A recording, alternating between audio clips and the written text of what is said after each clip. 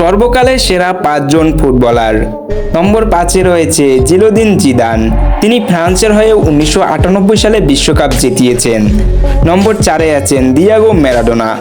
তিনি 1986 সালে আর্জেন্টিনার হয়ে বিশ্বকাপ জেতেন। নম্বর 3-এ আছেন পেলে।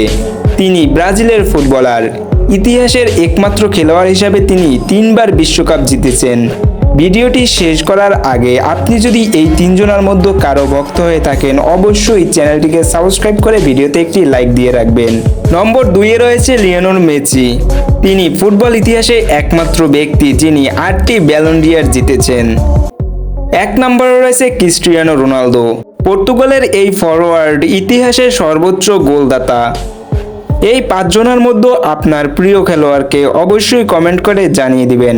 আপনি যদি প্রতিদিনের সকল প্রকার খেলাধুলার আপডেট পেতে চান, অবশ্যই চ্যানেলটিকে সাবস্ক্রাইব করে রাখবেন।